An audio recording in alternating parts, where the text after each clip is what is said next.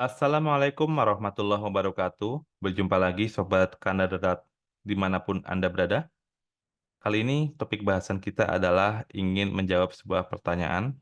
Apakah satuan pengukuran variabel harus sama dalam analisis regresi?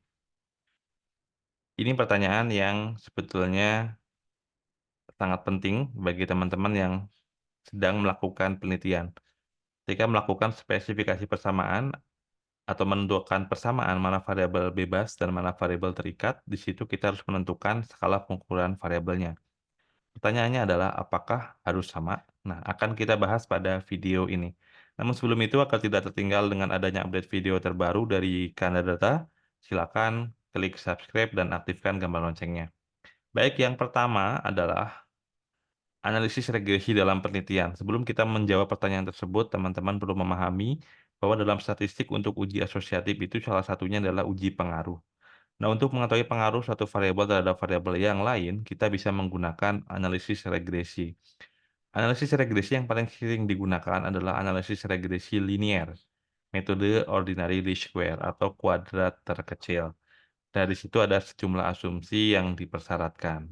Ya, untuk memenuhi asumsi tersebut, maka teman-teman perlu memahami skala pengukuran variabel. Bahwa di sini umumnya kalau kita akan menggunakan regresi diharapkan untuk yang metode OLS tadi diharapkan adalah parametrik atau skala ukurnya adalah skala interval atau rasio. Mengapa? Agar kita bisa memenuhi asumsi-asumsi yang dipersyaratkan. Nah, di sini untuk skala pengukuran interval atau rasio, ciri khasnya adalah ketika kita mengukur suatu variabel, langsung kita peroleh nilai numeriknya. Contohnya adalah kita mengukur bagaimana jumlah pendapatan rumah tangga. Itu kan langsung kita peroleh berapa juta. Atau kita mengukur berat badan. Kita mengukur jumlah konsumsi. Ya, kita mengukur variabel-variabel lain yang langsung kita peroleh, numeriknya. Misalkan produksi padi, atau produksi ikan, atau produksi yang lain-lainnya. Jadi di situ ciri khasnya adalah skala numerik. Jadi ciri khasnya kalau kita menggunakan skala rasio adalah sudah ada nilai nol absolut. Kalau skala interval itu belum ada nilai nol absolut. Contohnya adalah nilai siswa, kemudian, mmm, suhu, kemudian yang memiliki interval ya, seperti itu ya. Nah, di sini, penting bagi teman-teman untuk memahami perbedaan tersebut, ya. Jadi tadi, kalau kita menggunakan skala rasio dan interval, ini potensi untuk terpenuhinya asumsi yang dipersyaratkan dalam analisis regresi akan lebih mudah terpenuhi, ya. Salah satunya adalah residual distribusi normal, kemudian tidak ada korelasi antar variabel bebas yang cukup kuat, kemudian varians dari residual adalah konstan, dan seterusnya. Nah, di sini yang, inti dari video ini adalah apakah satuan variabel harus sama. Nah, di sini tadi misalkan kita menggunakan variabel skala rasio, tentunya teman-teman, bisa berpikir, misalkan contoh ketika kita melakukan, pengaruh variabel-variabel input dalam analisis, yang mempengaruhi produksi ya, dalam analisis regresi linear. Misalkan kita mengukur variabel. Misalkan diukur ada yang dalam satuan kilogram, ada yang dalam satuan ton, ada juga yang misalkan tenaga kerja dalam satuan hari orang kerja, ya. Dan tentunya itu, berbeda skala pengukurannya ya. Ada juga yang misalkan pendapatan dalam satuan bulan, ada yang dalam satuan tahun.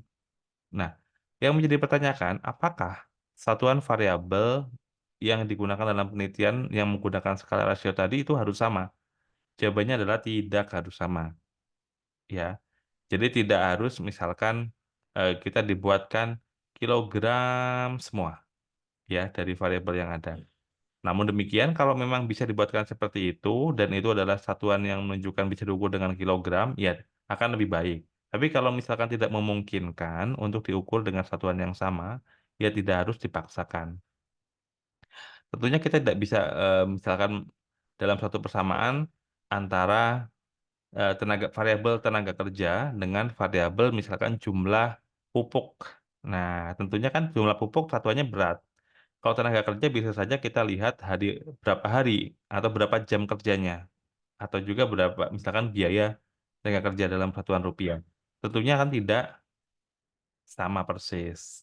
Nah, tentunya di situ adalah hal yang perlu diperhatikan. Jadi tidak harus kita memaksakan satuannya sama. Jadi kita tidak harus memilih variabel bebas yang memiliki satuan sama saja.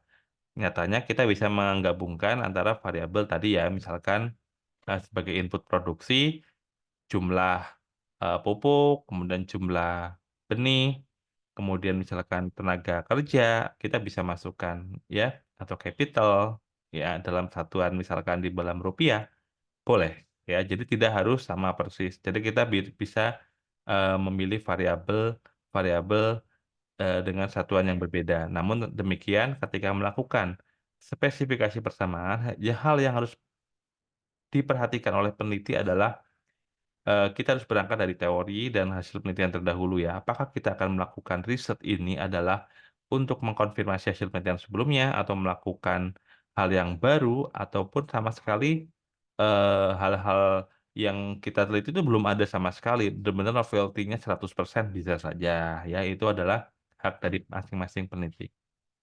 Namun demikian, hati-hati dalam interpretasinya. Jadi kalau kita melakukan analisis dan kita sudah peroleh output-nya, kalau kita menggunakan regresi misalkan, kita menghitung elastisitas, itu kan dalam persen. Tapi kalau kita ingin menginterpretasikan misalkan, kalau kita meningkatkan suatu variabel X1, bagaimana dengan, mmm, variabel peningkatan adalah variabel Y. Kemudian untuk variabel X2 bagaimana dengan variabel Y peningkatannya, apakah menurun atau meningkat. Hal tersebut kita harus hati-hati, kita lihat bagaimana satuan pengukuran variabel yang kita gunakan, ya.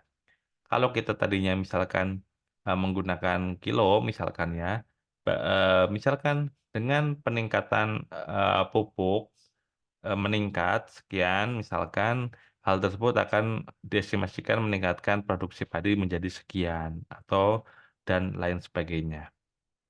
Jadi kesimpulannya adalah bahwa satuan variabel dalam skala rasio tadi tidak harus sama ya, sesuaikan dengan tujuan penelitian. Kalau memang misalkan hal tersebut bisa memungkinkan untuk sama ya, misalkan input dalam satuan kilogram, ya itu akan lebih baik ya, akan lebih baik. Baik, ini adalah pokok bahasan kita pada video kali ini. Semoga bermanfaat dan memberikan nilai tambah pengetahuan untuk sobat semuanya. Terus, tonton video ini. Jika video ini bermanfaat, silakan ragu untuk share, like, ya. Silakan share pada teman Anda. Terima kasih atas perhatiannya. Salam sehat selalu. Assalamualaikum warahmatullahi wabarakatuh.